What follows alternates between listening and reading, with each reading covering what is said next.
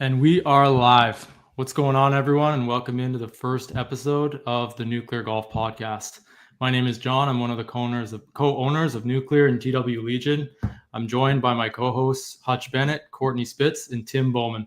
Behind the scenes, we've got our producer Joey, who also runs the account Scheffler Fans on X. You may be familiar with him.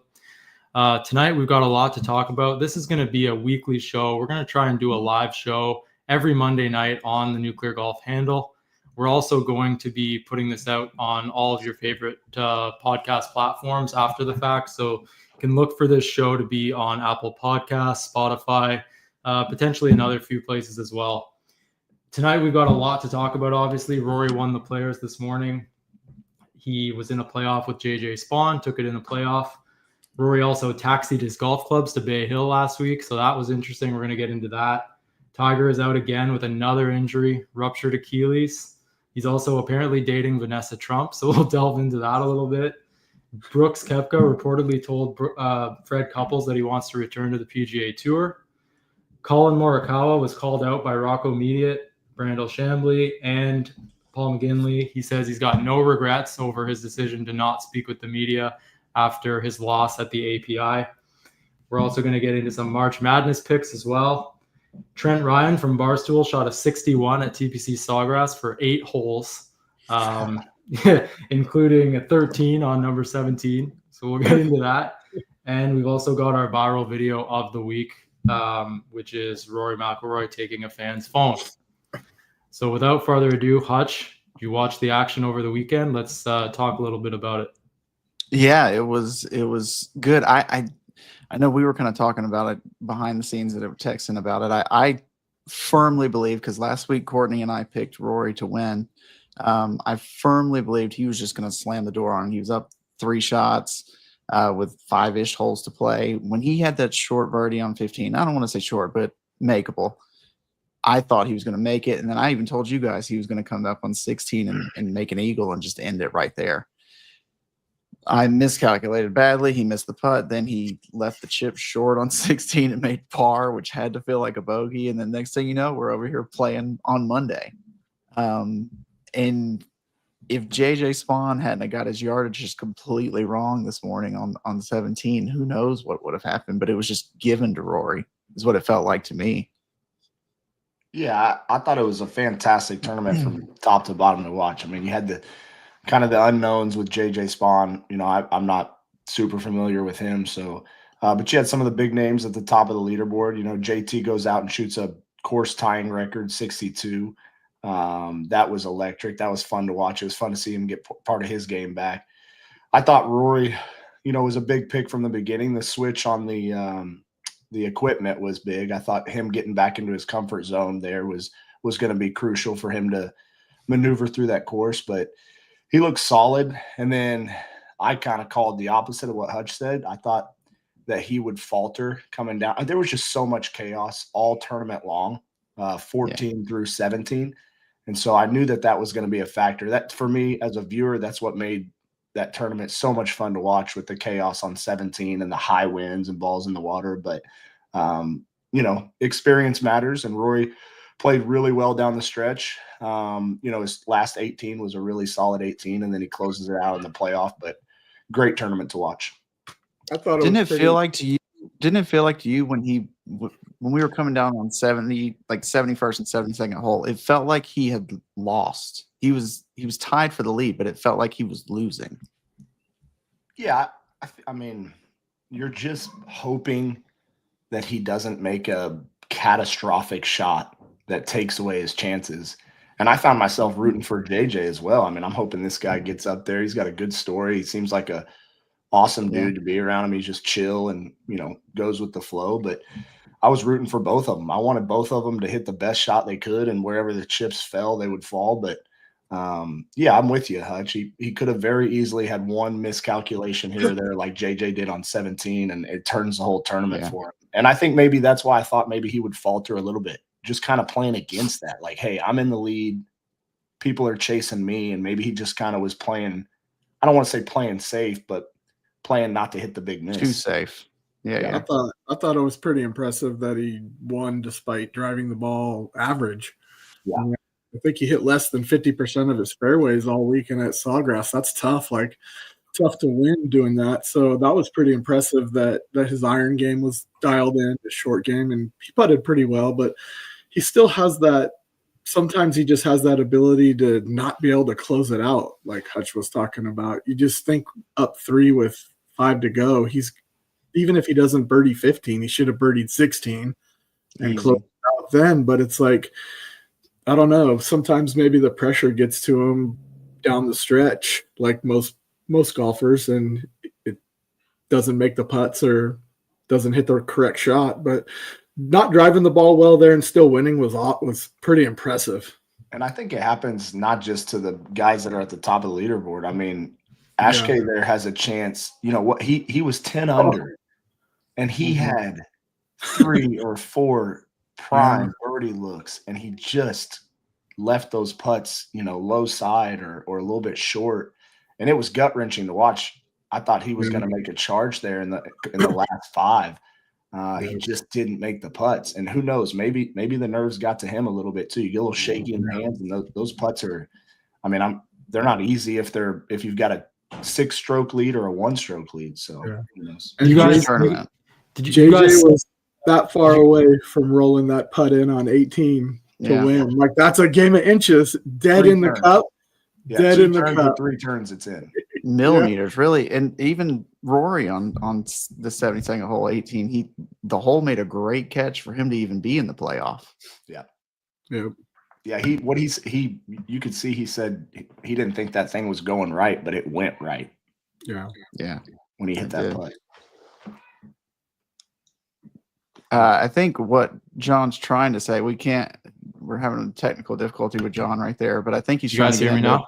There we go. There we go. Did you guys see that 4.5 5-footer that he had yesterday on 18? Did anybody have flashbacks to that missed putt at the U.S. Open? At the U.S. Open, yeah. Ouch.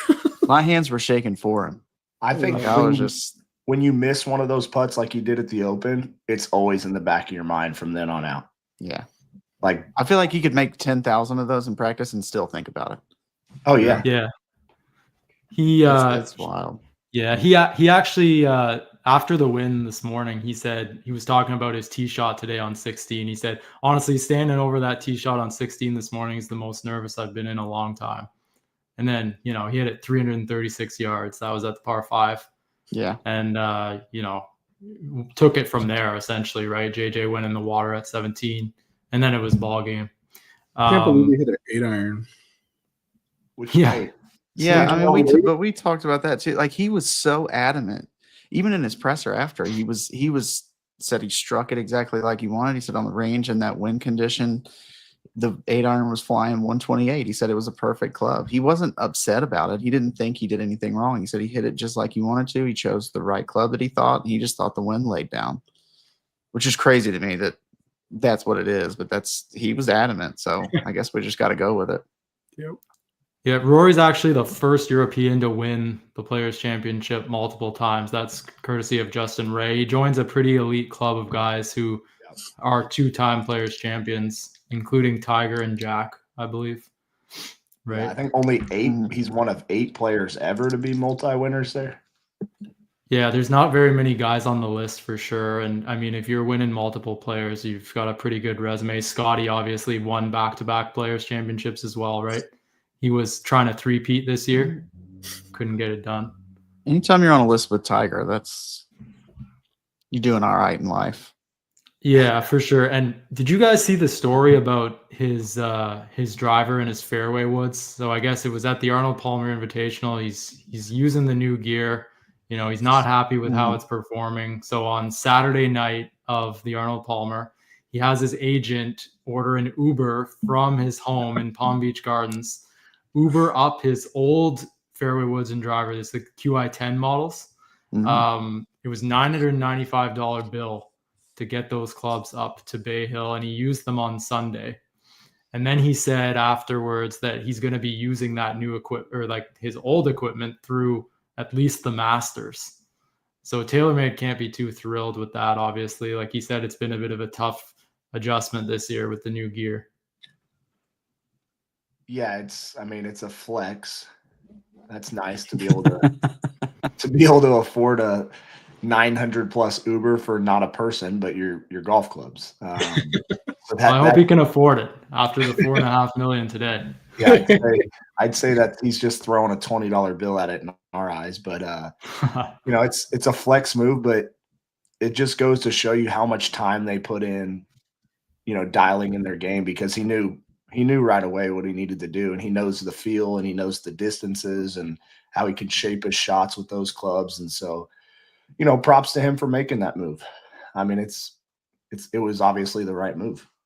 Mm-hmm. Yeah, he said, some years you vibe with a new piece of equipment a little easier. Like that QI10 that I'm using that they brought out last year. It was like love at first sight. I was like, this thing is amazing. That's what he said. And he said, I think when you feel like that about a golf club, it's very hard to change into something else. It ebbs and flows. Some years it's easier than others. So, I mean, obviously, the manufacturer obviously wants these guys in the latest and greatest equipment. But if it's not going to be performing for them, then, they got to make a decision on that. And I guess obviously he feels a lot more comfortable with last year's model. So it sounds like he's going to be using the QI10 for the next little bit here. Yeah, I just bought some new Titleist irons about 2 weeks ago, and I think about them every day. So it's not shocking that he has a love for a certain golf club. I mean, I walk out of my garage and I don't look at them. I feel like I'm neglecting them. So feels good. Courtney got those 75% off because he's left-handed and nobody sells left-handed clubs anyway. You get what you can. Anyways, we got to talk a little bit about Tiger. Obviously, he's out again with another injury. Just when we thought, obviously he never committed to the players, but maybe this injury happened kind of during that week in advance of the players. But we thought everything was gearing up for, okay, he's going to play the 4 majors once again this year. Maybe the Hero and the PNC, which is still potentially on the books, but he's got a ruptured Achilles tendon. He said, as I began to ramp up my own training and practice at home, I felt a sharp pain in my left Achilles, which was deemed to be ruptured. And then he said he had a surgery at the hospital for special surgery in West Palm Beach. They said it was minimally invasive. So recovery timeline can vary for an injury like this. I mean, if you heal really quickly, it can be, 3 to 4 month range before you kind of start to resume activities. But, they also say that it can be a longer term thing, like more like a 6 to 9 month timeline, which would pretty much bring us to the end of the year for him. I mean, it seems like the major championships this year are pretty much out the window now. Do you guys think this injury is a devastating setback for him, or do you think this is going to be I just think the more injuries he gets, the older he gets, the harder it is for him to be competitive, because he's already had so many injuries before. He can't practice like he used to. He used to always dedicate his game on practicing, and everything was practice, repetition, so that he didn't even have to think about the golf shot during the tournament. He would just step up and hit it. But when you can't practice the way he can, and then you get injured, that's 4 more months off, and then 4 more months off, and then his back's acting up, and then he can't. I mean, you try to be realistic, and yeah, I want him to win. Everybody wants him to win. We all want him to play. In order for him to play, he's got to be healthy enough to get his golf game in what he calls winning shape, and that's by practicing. And the more injuries he gets, the more times he tries to, not overcorrect, but minimize one injury, then this happens, or he's trying to save his back and then this happens. I just worry about the injuries being too much to overcome, and the years just are flying by. I mean, he was 44, 45 when he got in a car wreck. Now he's almost 50 with a torn Achilles. Yeah, it's just one thing after another, it feels like, right? Like, it's just he can't catch a break, and all these injuries are just compounding. Like, I mean, the Achilles thing is literally a new issue for him to be dealing with, to rehab, get all the strength back up in his leg while he's already dealing with the recovery from the back, right? Yeah. We assume that things weren't the best, right? Like with the back procedure that happened back in the fall. I mean, we saw him at TGL, but like, there was, a few signs here and there that he was moving kind of gingerly at certain stages of it, right? Obviously he didn't play the Genesis after his mom passed. That was obviously the plan for him to play that. And then we saw he was walking the Seminole event thinking, okay, he's gearing up for the players now, but I guess that would have been the time when he would have started to really ramp it up. It's true. Like his training would have intensified. He would have been walking more practice rounds at home, getting ready. And then this happens. And then now he's just out. And it's tough to see. It's tough for golf because we could really use some Tiger appearances right now as the game's still divided. And he brings so many eyeballs to the sport, even if it's just 3 or 4 times a year. It just helps amplify those tournaments when he's playing. So it's too bad. I think it happened that week after the Seminole thing, but the week prior to the commitment deadline for the players. Yeah. It had to have, because he had the Tuesday of Players Week is when he announced it. Anytime you see that letterhead, you guys know now, anytime you see that letterhead come across his Twitter account, it's usually bad news. Like it's like the screen of death. It's like the Law and Order. Law and Order sound. Those 3 stakes of his logo. It's just like just stabbing you in the heart because he knows that it's just bad news. It's gonna be bad news. Yeah, it's like a blue screen on a Windows computer. Yeah, it's just it's not good. It's like it's not good. This sucks. When do you guys think we're gonna see him? Is it gonna be the end of the year, or is it 2026? What do you think? PNC. I mean, British Open 2025. Oh, whoa! Think so, Tim? I think he's gonna try. I mean, I mean, the reality is Aaron Rodgers was throwing a football like 7 weeks. I mean, he wasn't playing in a game, but he was throwing a football 50 yards down the field. I mean, it's not unfeasible for these guys nowadays with the medical treatment out there. They get the best of the best. I mean, we just get, here, go to the doctor, and it's 12 months recovery for you guys. But these guys get the best of the best. So it wouldn't surprise me if he tried for the British Open. It wouldn't shock me at all. Yeah, I think my mind is with you guys on the injuries piling up and the toll on his body, and it's a matter of time before there's just a timer that runs out. But then my heart says there are no realistic expectations for Tiger Woods. You throw realistic expectations out the window. I mean, we've seen this guy do things that aren't realistic in the game of golf, and I will hold on to that hope, and I will drink that Kool-Aid every day of the week. And I think he's going to surprise somebody. Now, whether he wins and plays great golf when he comes back, that's back to the conversation, like Tim said, of how sharp is his game, how much has he been able to practice? But I bet he's already putting. I don't think he's putting. I don't think he's putting yet. We're at like exactly 4 months until the first day of the Open Championship. Yeah, I don't see, even if he can get to where he can swing and hit the ball. I know people I've seen online have talked about Langer coming back and winning and playing 3 or 4 months after. He's in the championship where he can use a cart. Even if they were to let Tiger use a cart, he's shown that he won't do it. So I just don't think getting back and getting his game in shape in the first place, which is why he wasn't playing to begin with, because he said his game wasn't good. Getting his game in shape to play, getting his body in shape to play, and then being able to walk. I know it's an Open Championship, so it'll be flatter, but to be able to walk all those holes, I think PNC just feels like, because after you miss the Open Championship, like, what's there to play? The Hero, maybe. And then you're just into PNC and you're just shooting for 2026. It just feels like we're doing this every year at some point, and I hate it so much. Yeah, and it seemed like this year was going to be more. Like he kind of hinted that he was trying to play more this year. But the good news is, I mean, for Tiger's personal life, I guess there's reports out there that he's back in a relationship. He's apparently dating Vanessa Trump. Vanessa Trump is obviously Donald Trump Jr.'s ex-wife. Don Jr. is President Trump's son.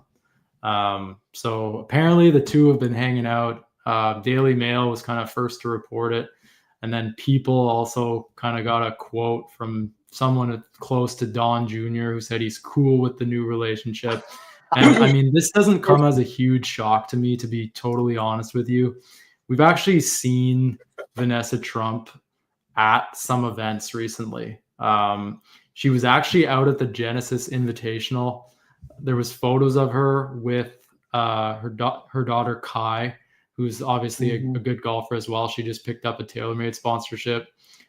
She's going big on YouTube. She's doing these golf vlogs and play around with me kind of content.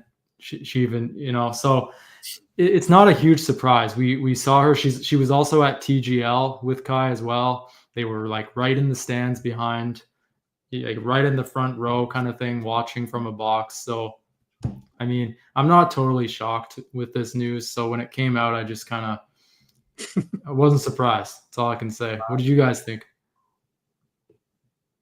Power move. Yeah, I don't know. Power move. Yeah. And the quote from Don Jr. kills me. Like, he's cool with it. Like, what else would you say? It's Tiger. Yeah. If my wife or ex-wife wanted to go date him, I'd be cool with it too. Sounds good to me. If she wanted to leave me for him, all right. What am I going to say? Good decision, Ben. Just send me something. Just me like, a I'm ticket cool to with the it. Do whatever Masters. you want. Here's a quote on this was on Daily Mail. I mean, it's essentially a tabloid, but I mean, we'll take what we can get. It essentially said, she comes to his place on Jupiter Island. They're not living together. She comes over for maybe a few nights a week. They love hanging out, having dinner together. They're sticking close to home. Have decided not to make it a thing and go out in public. Not just yet, anyways. So, I mean, seems like they want their privacy, and I mean, they're not getting their privacy now, I guess, because it's gone public. But it's not like she wasn't at Tiger golf events, right? So she has been seen out in the wild, I guess you could say. So It's not like yeah, double top secret anymore. yeah, it's not a huge secret anymore, but it's out there now that they're a thing. So happy for Tiger. He needs support while he's injured. So hopefully this motivates him to get back as quick as he can. And obviously he's motivated to play with Charlie as well, right? They like to practice together. So hopefully that kind of motivates him. If he needs a support from 4 new best friends, I know 4 people that would be great for it. One of them lives in Canada, though. It's kind of a long way away. Yeah. So, I mean, let's go to the Brooks story now, guys. I mean, Brooks Koepka reportedly told Fred Couples that he wants to return to the PGA Tour. So Fred Couples is on a radio show. He said, I talk to Brooks Koepka all the time. I love Brooks Koepka, and I'm not going to say anything extra except I talk to him all the time. He wants to come back. I will say that I believe he really wants to come back and play the tour. So that's from Fred Couples, who, now Fred Couples will take any opportunity to kind of shit on Liv, I gotta say, right? He's one of the guys from the old boys club on the PGA Tour. So it's not a surprise that something like this is coming from him. But you do have to wonder, like, obviously Brooks is the only player within Liv that's actually the general manager of his team. So he's actually the GM of the Smash GC. And then obviously, like, Brooks was asked about this, and he said, like, we'll see what happens. Nobody knows except, like, I don't even know what's going to happen. We'll see what happens. He's reportedly under contract with Liv through, I believe, 2026. Yeah. Is not till it's up then. So remains to be seen kind of where this goes, obviously. But what are your guys' thoughts? Is Brooks planning a return to the PGA Tour? He's gone. He's gone. He is gone for so many reasons. His exact quote, like, there's one that he gave that Sports Illustrated reported. He said, I talked to Fred quite a bit, but we don't go into too much detail about what's going on. Like I said before, I'm not in those rooms. I've got a contractual obligation out here to fulfill, and then we'll see what happens. Anytime somebody says I have a contractual obligation to fulfill, they ain't re-upping that contract. He's leaving. He's gone. And you think back to what you saw in Full Swing, like season 1, where he just full on admits that he signed for the money. He was hurt. He didn't know if he'd ever get back to normal. So he took it for the money. Now he's healthy. He thinks he can go back and play. I just couple that with him using the words contractual obligations to fulfill. He's gone as soon as he can. That was my thought too, was that he just I've always thought he didn't want to actually ever leave, but he did. And I think Hutch is right. When you use words like that, you're already thinking about being somewhere else. And he didn't really even deny anything of what Fred Couple said. He didn't full on come out and say, no, no, no, that's not how it went down. I'm staying, I'm this and that. He just kind of did the little dance around the bush saying, yeah, we'll see what happens. I don't know. We'll see. Nobody ever asks me.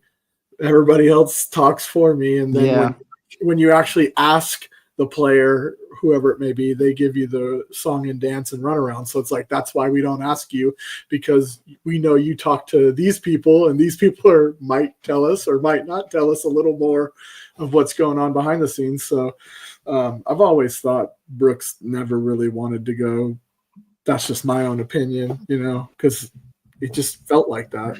I feel like there's another quote here. It's this was Brooks. He said, "I don't know where I'm going, so I don't know how everybody else does." Right? He said, "Right now, I'm just focused on how do I play better?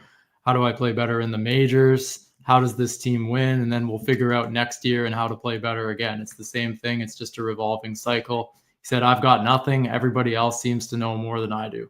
So, it remains to be seen with Brooks. He kind of plays it close to the vest, right? He doesn't really give too much away. I do remember like when Brooks and Bryson both left for Liv, and like they were basically like denying it like a week before they left, right? Like it was like, why are you asking me that question? Like I remember Brooks was getting chippy with the media. I think it was at the US Open, if I remember correctly. And then next week he was gone, right? So it's just like, you never really know what can happen. Who knows what these contracts entail, whether he can break it and leave early if he really even wants to do that. Just remains to be seen kind of where this goes. So it'll be interesting to watch. Was he one of those ones that, remember that like there was one day that like all these top players put out statements online that we're all loyal to the PGA Tour? Was he one of the ones that did that? I don't believe so. I don't Okay. believe so. Okay. There's one other little interesting snippet as well. During the broadcast from like Live Singapore this past week, I don't know if you Yeah. guys caught this, but they actually had like an entire segment like on their post-game show, basically just doubling down on the fact that like Brooks is under contract. He's the only GM who's a player of their team, and just basically re-emphasizing why Brooks wouldn't leave. I think it was Jerry Foltz, the Live announcer, who was going through that and kind of taking viewers through the reasoning as to why Brooks won't be leaving Live anytime soon. I mean, obviously they're going to come out and say that, right? Did you guys catch that? Or I did not see that. I think twofold. Brooks is I think he likes that competitive, I want to be the top player in the world.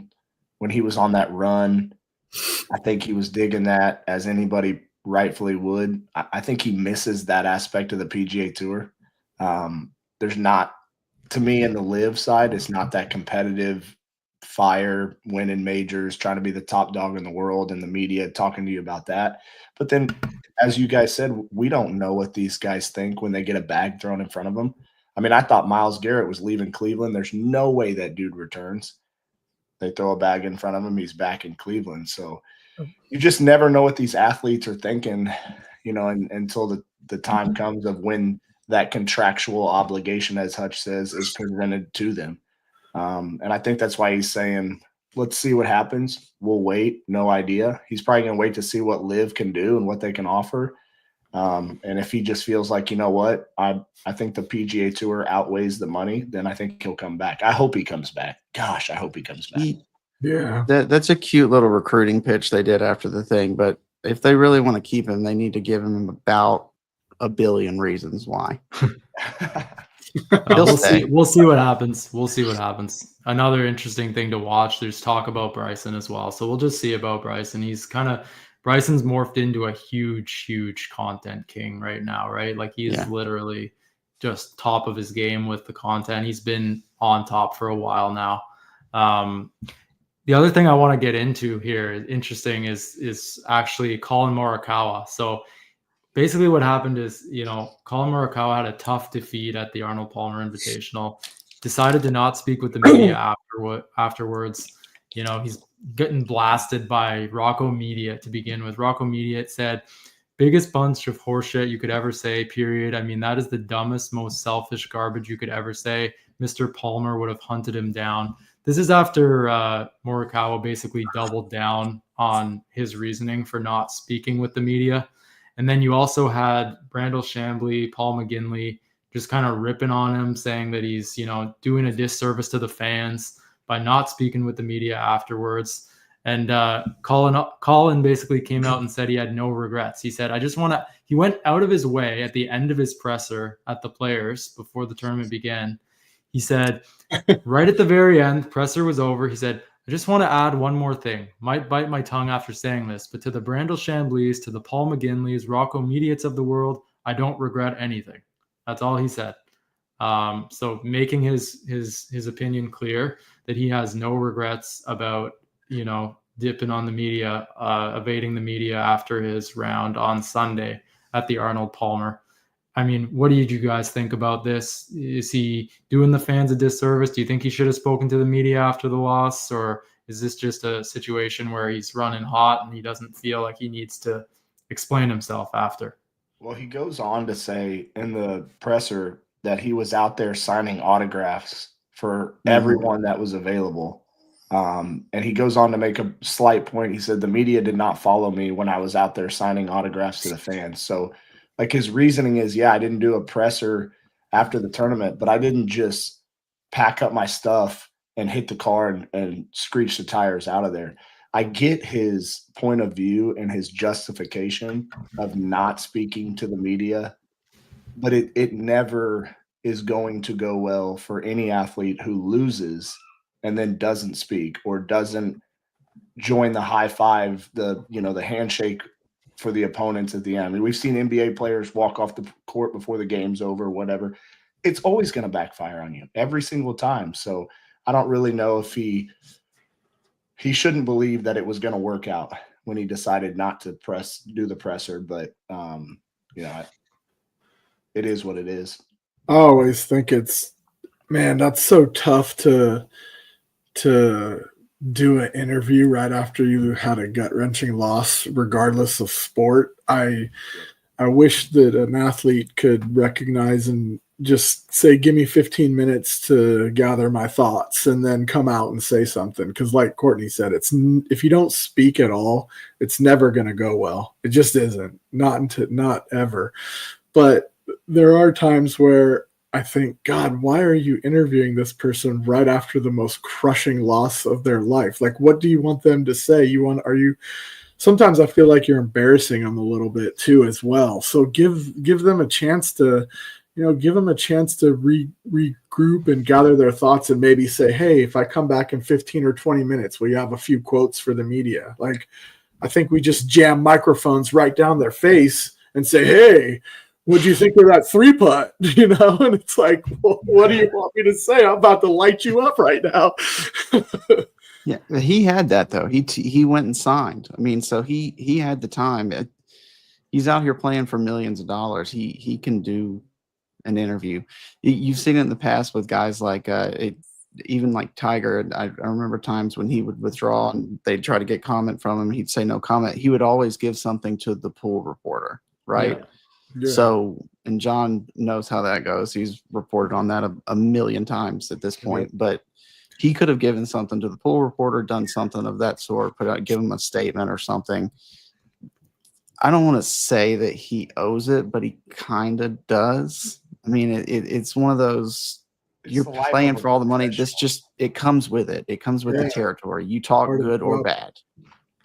Yeah, it's the life of a professional athlete. They assume that responsibility when they're in that spotlight. I mean, it sucks, but it's not like he's being interviewed after he lost a fight with his wife. Like, and that's just one moment in your life that kind of sucks professionally. How good is your life otherwise because of your career? You know what I'm saying? He's got way more benefits. Yeah, he's gone. He had second place finish at the Century. He had T17 at Pebble Beach. He was T17 at Torrey for the Genesis. and then he was second at API. Obviously, that's what we're talking about. And then he was T10 at the Players. So he hasn't had worse than a top 20 finish so far this season. What are we complaining about? I mean, it was a rough finish, but yeah, his life is overwhelmingly rewarded because of his career, and he made more money blowing that tournament, quote unquote, than most people make in 5 years. You know what I mean? It's just it's kind of crazy that he would do that and then get so defensive about it. It's what gets me. Like he came out and he sought it out in that press conference. The other thing too is that like he didn't play terrible. I mean, he made pars. He didn't make any putts. It wasn't like he went double, triple, or par quad. I mean, he just parred out. Like that happens on tough golf courses sometimes when you're on the back nine competing, trying to win a tournament. I mean, I get it. If he didn't play, in my opinion, poorly enough to be so mad that he didn't, or so upset that he couldn't give like even the pool reporter something. Yeah, it's a little bit of a tough situation there. Like you're finishing second place in a signature event, right? That's kind of what it comes down to. It's a big tournament. So for him to just kind of blow off and not give anybody anything is, it's a little bit of a tough look, but it is what it is, right? Like these guys can make their own decisions and face the consequences depending on what people say about them. They can handle it. I mean, obviously didn't affect him too much mentally because he still did finish top 10 this week at the Players. Yeah. So, all right, guys, before we get into a couple of fun topics, let's talk about March Madness. Everyone's picking their brackets. Who's your picks? How about yours? Let's get yours first. You guys know I'm a huge basketball guy, right? I'm going to pick Duke, but I don't really have much insight on it. I just kind of, I don't follow it as closely as you guys. Cooper Flag. That's all you need to say, John. Cooper Flag. Yeah. And if the lottery balls bounce right, he could be playing for your Raptors next year. He could be. That'd be good. That's the first news. John didn't even know who the Raptors are. That's the first time he's heard that. He knows the Raptors. Come on. Yeah, I know the Raptors. I don't know. Last week I would have thought that, Auburn is the best team in the country, and I thought there's nobody that's gonna dethrone them. But then they go lose like 4 of their last 5 or 5 of the last 6. Now Bruce Pearl was asked about it, their head coach, and he said, "Guys, we lost to Texas A&M, Tennessee, some of the elite teams in the country, so they're not losing to bad teams. It's not like they're faltering down the stretch, but SEC's king right now. I'm just going to go on a little bit of a sleeper pick here, not too big of a sleeper because they're probably still a top 5 team in the country, but I'm picking the Vols, baby, Tennessee. Oh, shout out to Joey. Somewhere Joey's really happy. He guaranteed Tennessee was going to win it all. I'm with it. I'm on it. I'm betting. I know you just dogged out Auburn a little bit. I'm still going Auburn. Just going Auburn. I'm gonna go Duke. They just won the ACC tournament without 2 of their better players. Not that the ACC's having a big year this year, but to do that as young of a team as they are, it's still impressive. They won the championship game by like 10 or 15 over Louisville. There's some good sleepers out there though. St. John's, I think, is a good sleeper with Rick Pitino coaching. They're sneaky good. So the NCAA tournament's so cool. Anybody could win it or get to the Final Four, Elite Eight. There's a lot of teams that have, potential. A lot of them are in the SEC this year. Florida's got that guy that's 8'7". How tall is he? Yeah, I don't think he plays. 7'9". He's a freshman. I don't think he's playing. I think he sits out. He cut down the net. Did you see when they cut down the net? He didn't even get on the ladder. He just reached up. No. Wow. Florida's playing well. They are. The SEC had 14 teams that got into the tournament. That's got to be a record. Dude, if you're the 14th team in your conference, you shouldn't make it into any tournament. It is a record. Appreciate you, Joey. Listen. Love you, dog. In 2 years, that's how many SEC teams are going to make the college football playoff, but that's a whole nother topic. Yeah, I mean, yeah. There's a lot of SEC teams that are good, but they're now getting the basketball bias just like football. Oh, Yeah. All right, guys. Oh, We gotta move on to the Creator Classic.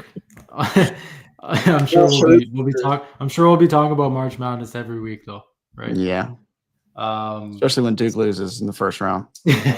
yeah. Let me know about it when it happens. So Creator Classic, obviously Grant Horvat went on to win the actual event. I don't know if you guys watched. They were playing 8 holes at Sawgrass on the Wednesday before the tournament.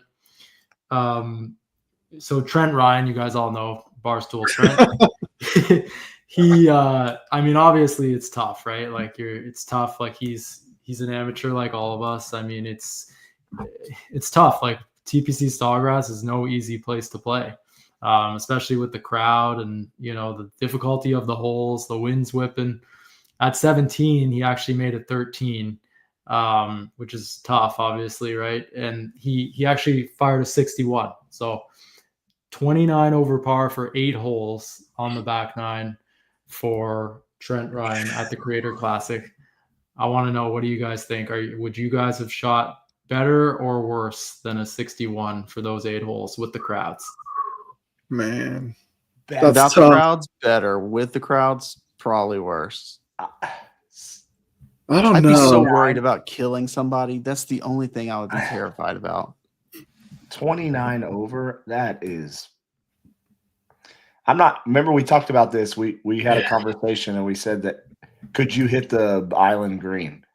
And I was confident. But watching Trent, I'm a little less confident myself because I'm obviously, an amateur golfer like the rest of us. I think that there would be some blow up holes, but to shoot 29 over on 8 holes, that's a blow up hole every hole. I mean, there's just a lot of bad golf shots being hit there. I'm better than 29 over. Especially with those new irons. Hey, shout out to Titleist sponsored. I mean, that's almost an average of dips. That's a lot of duck hooks. That's a lot of fat shots. It's just I'm 29 over. Put me on that foreplay pod. I'll play Trent for money. Almost an average of 8 shots per hole. That's quite. He got into double digits twice on 17. Yeah, he got into double digits twice, 16 and 17. So it happens.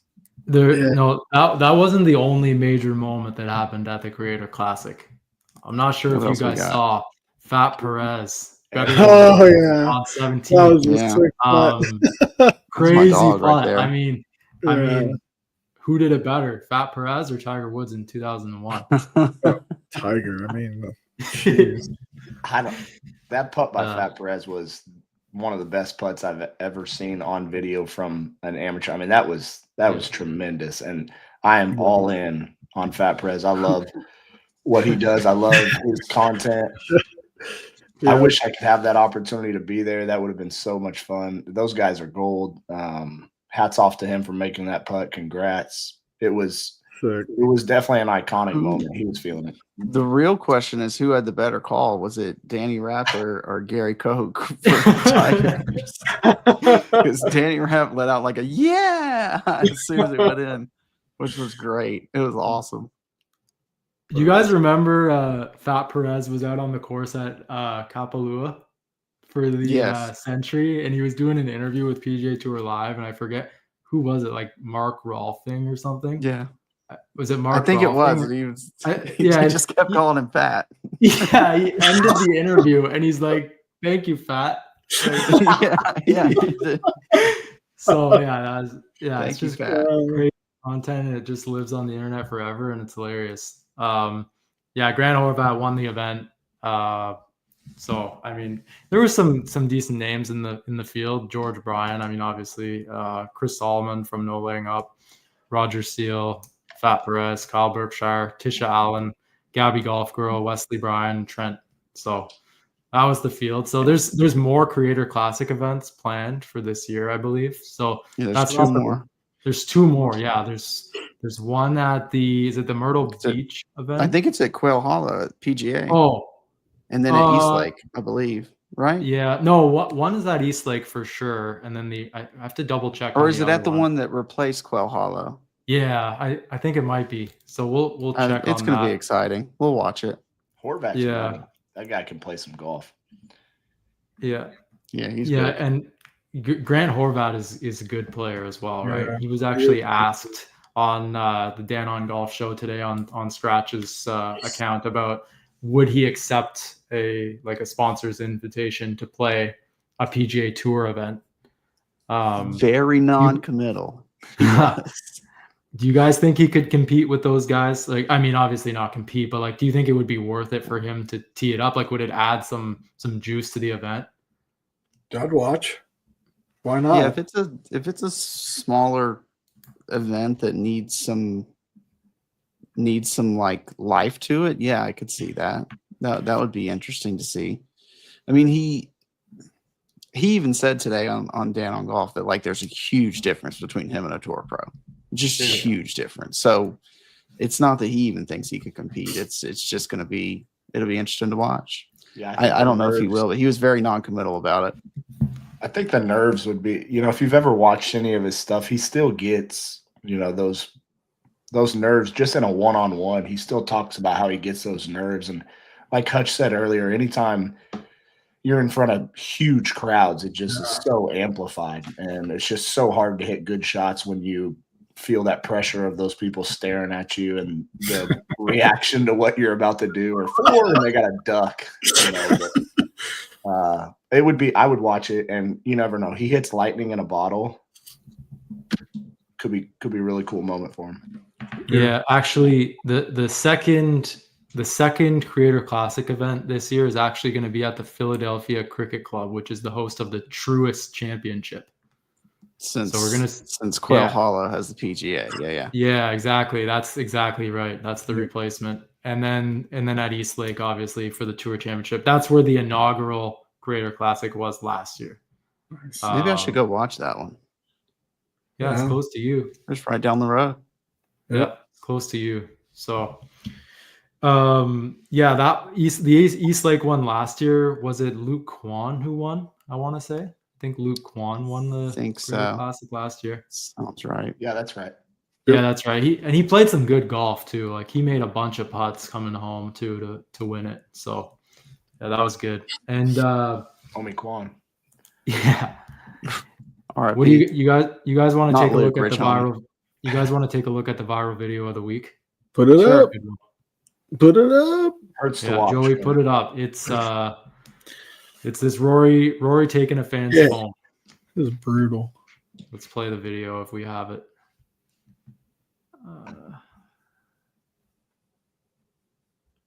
Not sure if we have the video right now or not. But essentially, Rory McIlroy tells this college golfer, Luke Potter. Luke Potter makes a comment. He makes a chirp at Rory, referring to the 2011 Masters when he hit it in the water. This is after Rory hit it in the water at 17 during the practice round. And then, does his chirp. And then Rory comes over and he's like, let me see your phone. And he takes his phone and he just walks away with it. Literally just walks off with with Luke Potter's phone. Yeah. Kid you not, like this post went absolutely crazy. Went viral like crazy. And it sucks. It sucks to see Rory hear it and acknowledge it. I mean, you expect him to block it out because I'm sure how many times has Rory heard a chirp? I mean, I guess just maybe because it was in the practice round and it was quieter and it was. I actually read that this guy, this college golfer Luke was not. It wasn't just a one-time chirp. That it had been going on for multiple holes prior. I don't know if there's any validity to that, but I hate to see Rory react to it, and then I just don't love the image that it gives Rory. But I think we have the video if we're ready for it. Up to you. Yeah, John. it looks like we got the video now. Yes.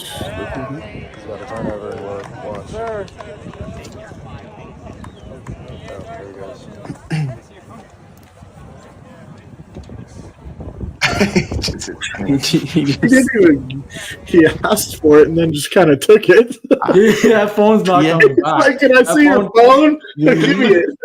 When you guys sent that to us, you sent that to us in a text, and I was like, I didn't believe it at first. I thought that was like his assistant or something. He was just going to get his phone. Just it was so casual and so nonchalant that I thought that was his cell phone that he was going to get. Literally didn't believe it. And you can But just see. It makes My him bad. look so silly. Like I saw. Did you see Big Cat from Barstool? Like he had probably the best take on it. I thought if he doesn't do that and that kid posts a video, he's the one who looks bad. Now Rory's the one who looks bad. He gave the other kid the upper hand, is what he said, and I couldn't agree with that anymore if I tried. Like he definitely gave him the upper hand. He handled it poorly, but if what you're saying is true, Courtney, if those reports are true that he'd been doing it for multiple holes, then I'd probably get mad too. At some point, I'm gonna stand up and say that's enough. Like, I'm just not gonna do that. I don't know about stealing his phone, but I can't see Rory reacting to one comment. Yeah, that's where I was at. I was kind of like that. I thought like that. I was like, man, he really did that after one comment. He couldn't just laugh it off and have fun with it and say, yeah, poor shot, or make a joke about it and have a good time with it. But I think that if it was going on for multiple holes during this, I would be like, come on, man. Essentially, what happened, you could kick him out. You could get him removed. Yeah. Essentially, what happened is he said, just like 2011 at Augusta. Like that was the comment after it went in the water. And then he actually gave a comment. Luke Potter actually gave a comment to Golf Channel. And he said, look, I just made a mistake and I take ownership for it. I apologize for it. That's about all that needs to be said. It's just a good learning experience. Yeah, I apologize. He was actually tossed from the event as well. I don't know if Rory had... Yeah, I don't know if Rory had tour security remove him or if he was just removed by tour security after this incident. But Luke Potter was not welcome back to TPC Sawgrass that day. And I mean, obviously it's essentially the PGA Tour. They put out a statement as well, I think, or somebody gave a statement to golf.com or Golf Channel. And the tour rep said that he was in violation of the fan conduct policy for making rude or harassment style comments. So does this dude have a chance to go pro? I think so. Because he plays at Texas. Like he's got to be good. Yeah, exactly. It's going to be awkward if he makes it.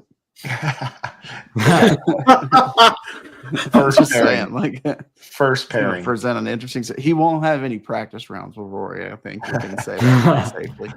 Rory was actually asked by a reporter at the Players. Yeah, the reporter said, Luke Potter's actually a top amateur, actually, now that I think of it. And Rory was asked by a reporter, hey, Rory, can I ask you about the incident with the phone? He said no. And Rory's like, no, you can't. And then the reporter's like, why? And he's like, because I said no. Because I don't want you to. He said, because I don't want you to.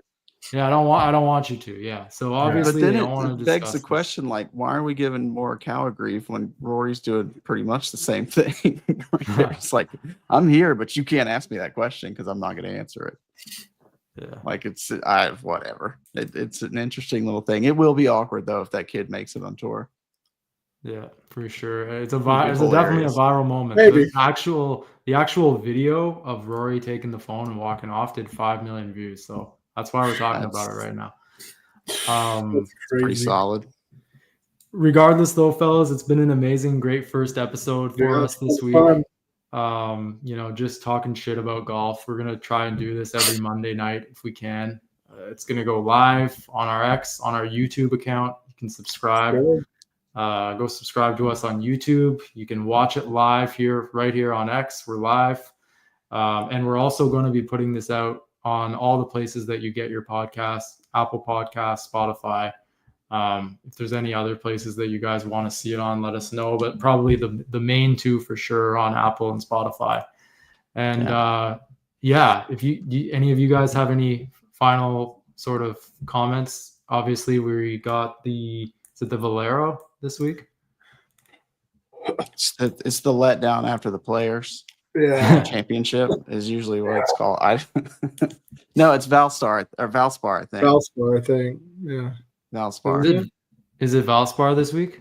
I believe probably it is. Know that. I believe it is because that tournament got some life a few years ago when Tiger played and should have won. I will maintain that till the day I die. Yeah, it's Valspar this week at the Copperhead course. You guys Yeah. remember when Tiger randomly played the event and got second? That was Should have won. crazy. He didn't make a putt all day until it was either the second to last or the last hole. He made a long one, but he didn't make a putt all day on Sunday. On 17.